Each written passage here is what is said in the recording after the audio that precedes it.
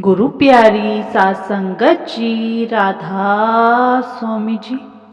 गुरु प्यारी सात संगत जी, आज हम आपको जो साखी सुनाने जा रहे हैं वह एक सेवादारनी ने ही मुझे बताई है। यह एक सच्ची साखी है। उसके साथ ही यह हुआ था। सेवा में संगत और सेवादार ब्यास आते जाते रहते हैं। एक सेवादारनी भी ब्यास में सेवा करके वापस अपने घर जा रही थी। उसके पास काफ़ी सारा सामान था, क्योंकि वह सर्दियों के बाद अपना बिस्तर भी अपने साथ वापस ला रही थी। उसके साथ दूसरी बहन जो पहले उसके साथ हमेशा आती थी, वह भी किसी कारणवश इस बार सेवा पर नहीं आई थी। वह सेवादारनी बिल्कुल अकेली थी। किसी तरह वह स्टेशन तो पहुंच गई। मन में सोच रही थी कि मैं ट्रेन पर कैसे चढ़ूंगी, इतनी भीड़ है। फिर मन में आया कि बाबा जी अपने आप चढ़ाएंगे। थोड़ी देर के बाद ट्रेन आई। इतनी भीड़ के बावजूद भी वह सेवादारनी गाड़ी में चढ़ गई और उसे सीट भी मिल गई और उसका सारा सामान भी गाड़ी में रख दिया गया। वह बहुत हैरान थी कि यह सब कैसे हो गया। जब वह सीट पर बैठी तो साथ ही एक छोटा सा बच्चा बैठा हुआ था। बच्चा बोला, आप तो बड़े बाबा जी के साथ आए हो। तो माता जी बोली, नहीं बेटा, मैं तो अकेली आई हूँ। तो वह बच्चा बोला, आपको तो बड़े बाबा जी चढ़ा कर गए हैं। उन्होंने आपका सामान भी रखा और आपको सीट भी दिलवा कर गए हैं। तो वह सेवादारनी रोने लगी कि मैंने महाराज जी से सेवा करवाई है। मैं तो सेवा करने आई थी। वह महाराज जी से माफ़ी मांगने लगी। महाराज जी, आगे से मैं कभी नहीं कहूँगी कि मेरे को आप चढ़ाएंगे। वह सारा रास्ता रोती रही। ट्रेन में भी और लोग पूछने लगे, बहन जी आप क्यों रो रही हैं?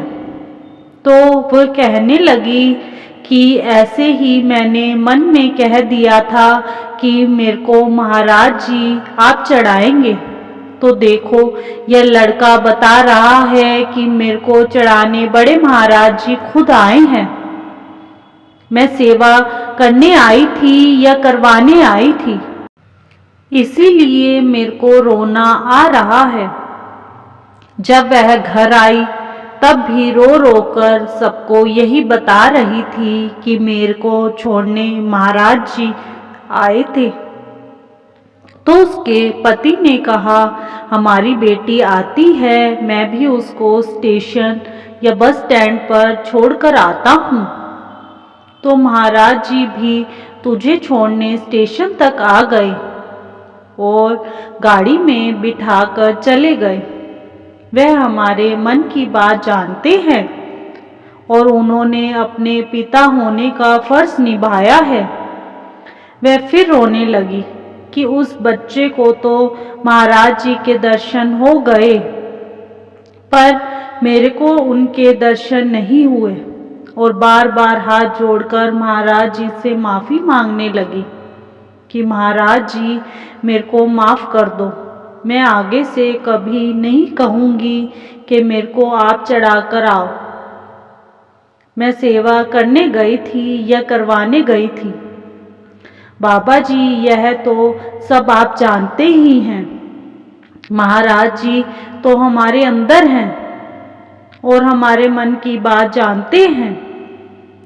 उसके पति ने कहा, इस हफ्ते मैं भी तुम्हारे साथ सेवा पर चलूँगा ताकि तुम्हें सामान उठाने में कोई परेशानी ना हो।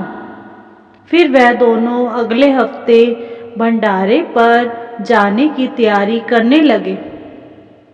इसके साथ ही एक छोटी सी साखी और है। एक सेवादारनी ब्यास में पंडाल की सेवा करती थी और वह हर भंडारे पर ब्यास जाया करती थी। 3 दिन सेवा करके फिर वापस आती थी। ऐसे ही एक बार वह ब्यास से सेवा करके दिल्ली जाने के लिए स्टेशन पर पहुंची तो वहां आकर पता चला कि ट्रेन काफ़ी लेट थी। वह वहां स्टेशन पर काफ़ी देर बैठी रही। जब ट्रेन आई तो शाम हो गई थी। वह सोचने लगी घर जाते जाते तो बहुत रात हो जाएगी, आगे मैं अकेली क्या करूंगी। दिल्ली तक पहुंचते हुए रात को 2 बज गए। दिल्ली पहुंचकर वह सोच में पड़ गई कि अब मैं क्या करूं, रात को अकेली घर कैसे जाऊं। इतने में एक ऑटो वाला आ गया और बोला, बहन जी आपको कहाँ पर जाना है। तो बहन जी ने कहा कि मुझे जनकपुरी जाना है। तो रिक्शा वाला बोला 100 रुपये सवारी लगेगी। वह बोली ठीक है चलो। रात को अंदर ही अंदर वह काफ़ी डर भी रही थी। वह बाबा जी का नाम लेकर रिक्शा में बैठ गई। मन में बाबा जी का सिमरन करती रही। जब वह घर पहुंची उसने रिक्शा वाले को 100 रुपये दिए तो वह रिक्शा वाला बोला, बहन जी आपके साथ जो सरदार जी बैठे हैं उसका किराया कौन देगा। वह बोली, भैया रिक्शा में मैं अकेली थी, मेरे साथ कोई भी नहीं था।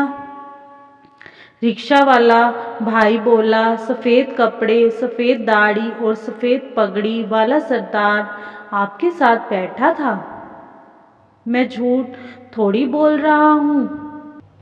वह बीबी बहुत रोने लगी और बोली, मेरे प्यारे सतगुरु मैंने तो सोचा था कि मैं अकेली हूँ, पर आप मेरे साथ थे।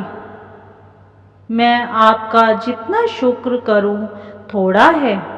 मेरे मालिक, मेरे दाता, आप हर पल हमारे साथ हैं, केवल हमें महसूस करने की ज़रूरत है। वह घर जाकर सबको बताने लगी कि मेरे को छोड़ने मेरे बाबा जी यहाँ तक आए हैं। मैंने सोचा था कि मैं अकेली हूँ, पर रिक्शा वाले को बाबा जी दिखाई दिए, मुझे बाबा जी दिखाई नहीं दिए। नाम देने के बाद सतगुरु जी सूक्ष्म रूप में हमारे अंदर बैठ जाते हैं, दुख सुख में हमारी संभाल करते हैं। ऐसे सतगुरु का वह बार बार शुक्र शुक्र करने लगी। जिस तरह हवा हमें दिखाई नहीं देती, लेकिन जब वह जोर से चलती है तो बड़े से बड़े पेड़ को जड़ से उखाड़ देती है, ठीक उसी तरह सतगुरु की रहमत भी हमें दिखाई नहीं देती, लेकिन यदि हमें उन पर पूर्ण विश्वास है तो हमारा बड़े से बड़ा काम वो पल भर में कर देते हैं। इसीलिए श्वास श्वास में उन्हें याद रखो। वह हमें दिखाई नहीं देते, पर वह हर पल हमारे साथ है।